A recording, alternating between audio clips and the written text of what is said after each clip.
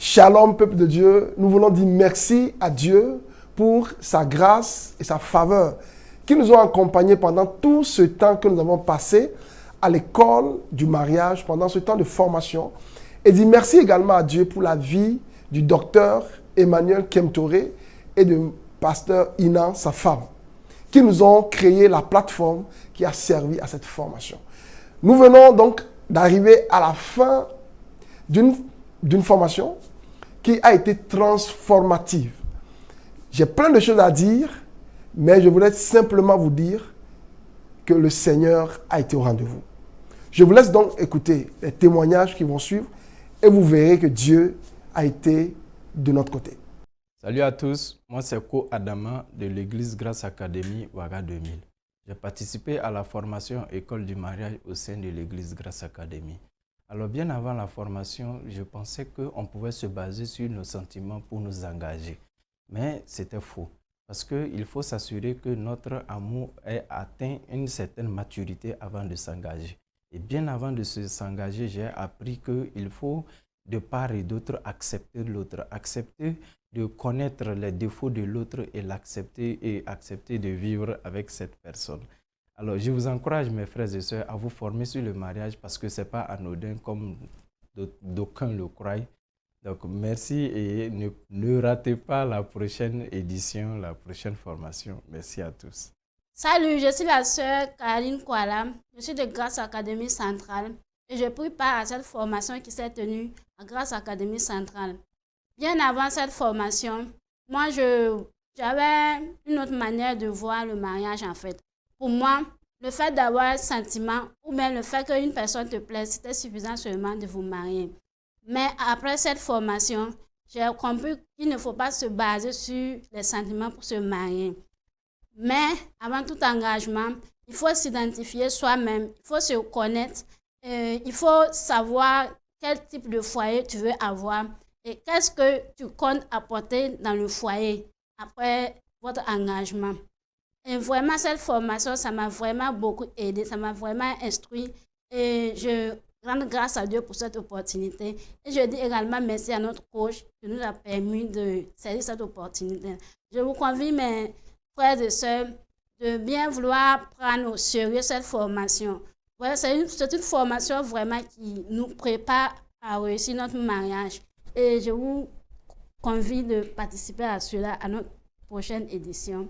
Merci. Bonsoir, je me nomme Eric Kwesi Dionou, je suis de l'église Grâce Académie Centrale Ouaga 2000. J'ai pris part à ce séminaire de formation sur les mariages.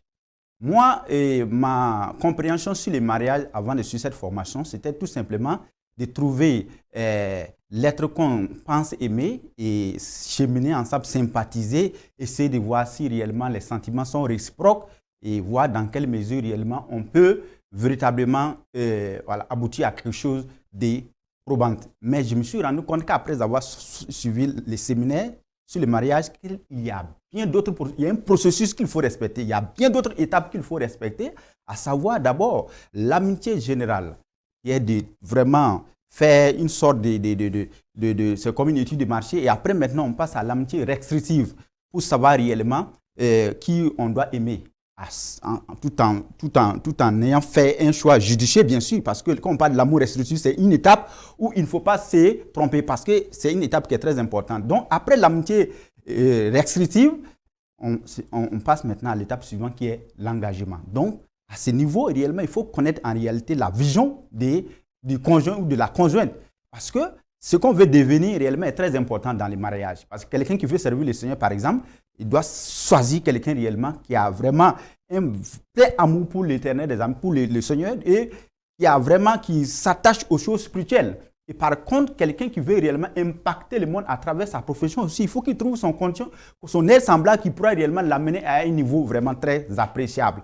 Donc c'est pour dire que vraiment c'est une plateforme qui m'a beaucoup aider à voir une autre vision en réalité sur le mariage. Je réponds au nom de Nanima Roxane. Je suis de l'église des Assemblées de Dieu de Maranatha 2 et j'ai participé à l'école de mariage à Grâce Academy.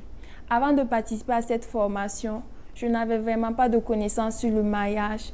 Et pour moi, le mariage, c'était un processus normal de la vie, une chose qui nous arrive à partir d'un certain âge de la vie. Et je n'avais vraiment pas d'outils, vraiment. Je ne comprenais pas le but du mariage. Et pour moi, enchaîner les relations, ça allait me procurer du bonheur. Après avoir participé à cette formation, j'ai compris beaucoup de choses sur le mariage. J'ai compris que le mariage est un long processus et que les sentiments et la passion qu'on ressent au début ne sont pas de l'amour véritable et qu'il fallait que cet amour-là mûrisse jusqu'à un amour engagement. J'ai aussi compris que le mariage parle aussi de la définition de critères. Il ne faut pas attendre de trouver une personne et demander à Dieu si c'est la bonne personne ou pas, mais il faut définir les critères selon la volonté de Dieu et savoir ce qu'on attend du mariage. Alors, on ne se perdra pas. Alors, pour terminer, j'aimerais encourager toute personne qui hésite encore à se former à cette école ou toute personne qui ne l'aurait pas encore fait à vraiment s'inscrire parce que cette formation est réellement bénéfique. Elle nous permet d'avoir des outils nécessaires vraiment sur le mariage et en cela, elle nous permet de gagner du temps, elle nous permet de comprendre beaucoup de choses et elle nous permet d'éviter des erreurs qui auraient pu être évitées si on s'était vraiment formé. Et je peux aussi dire que la Bible dit que son peuple périt par manque de connaissances. Alors en nous formant, nous allons gagner du temps et nous allons réussir des mariages à la gloire de Dieu. Alors au travers de tous ces témoignages, en résumé, nous avons parlé de 3 choses importantes. Première chose, la différence entre les sentiments et l'amour. On les confond généralement. Les sentiments sont généralement des sécrétions hormonales. C'est des choses biologiques. Ça monte et ça descend. C'est ce qu'on appelle généralement aussi l'amour bébé. Vous savez que personne ne peut pas se marier à un bébé. Donc quand vous avez les sentiments, ce n'est pas le moment de se jeter sur une fille ou d'accepter une avance. Non, vous n'êtes pas encore prêt. Ce que vous ressentez peut disparaître à tout moment. Mais l'amour dont on parle véritablement, c'est dans 1 Corinthiens 13, versets 4 à 8. Il est patient. Il est plein de bonté. En d'autres termes, l'amour, c'est un caractère qu'on développe avec le temps. OK? Et donc, ça permet de dire, je sais ce en quoi je m'engage, je sais la décision, je connais la décision que j'ai prise. Donc, l'amour vrai, c'est un engagement, c'est une décision qu'on prend sur la base de la connaissance qu'on a d'une personne, aussi bien sur son caractère, son comportement et sa vie spirituelle. Donc, avant de dire je suis amoureux, il faut d'abord prendre le temps de connaître la personne, et ensuite prendre un engagement, une décision de pouvoir l'aimer et la rendre heureuse. Le deuxième élément dont on a parlé, c'est les choix. Le choix du conjoint, le choix du partenaire. Nous avons vu qu'il y a 2 types de critères de choix. Il y a ce qu'on appelle les critères négociables, la taille, la forme, la couleur de la peau. C'est des choses qu'on peut avoir au marché. Si vous avez de l'argent, on peut vous aider à l'avoir. Mais il y a ce qu'on appelle les critères non négociables, qu'on ne peut pas acheter avec l'argent. Si tu es impoli, tu es impoli. Tu peux avoir de l'argent, mais ton impolitesse va se faire voir.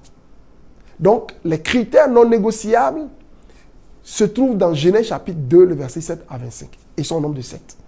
Il faut être un bon chrétien né de nouveau, avoir la mentalité de Dieu sur le mariage. Il faut être quelqu'un qui aime la présence de Dieu, qui vous donne la capacité d'être heureux et aussi une discipline de vie. Il faut savoir pourquoi on existe, savoir pourquoi je vis, qu'est-ce que je dois faire. Ensuite, être une personne responsable. Ensuite, il faut également savoir pourquoi il faut désirer se marier. Ce qui vous permet donc de faire l'effort pour vous ajuster à l'autre. Et un autre élément, il faut être prêt à suivre tout le processus du mariage. Et enfin, être quelqu'un qui veut être transparent envers l'autre. Ça, ce sont des critères non négociables. Donc, vous ne pouvez pas vouloir rentrer dans la vie de quelqu'un si vous ne trouvez pas tous ces éléments-là. Et le dernier élément dont on a parlé, c'est l'engagement. L'engagement, c'est la petite période qui sépare le temps d'amitié restrictive et les fiançailles. Donc, avant d'aller payer la dot à une fille, ou avant qu'un garçon ne vienne payer ta dot, sœur, tu dois t'asseoir et te demander si véritablement je veux m'engager dans cette aventure-là. Et nous avons vu qu'il y a 3 éléments sur lesquels on pourrait s'appuyer pour pouvoir véritablement s'engager. Parce que c'est à cette étape qu'on donne le oui définitif. Il y a 3 éléments. il y a d'abord les 5 questions fondamentales auxquelles il faut répondre. Ensuite, clarifier les doutes et les craintes. Et enfin, voir si on a une paix intérieure, si on a cette confirmation de Dieu. C'est les 3 piliers sur lesquels on s'appuie pour pouvoir s'engager de manière définitive dans une relation. Okay? Donc voilà un peu les 3 unités qu'on a abordées dans cette formation. On aura d'autres qui vont arriver. Je vous invite déjà et je sais que Dieu nous fera grâce. À très très bientôt. Soyez bénis. Bye bye.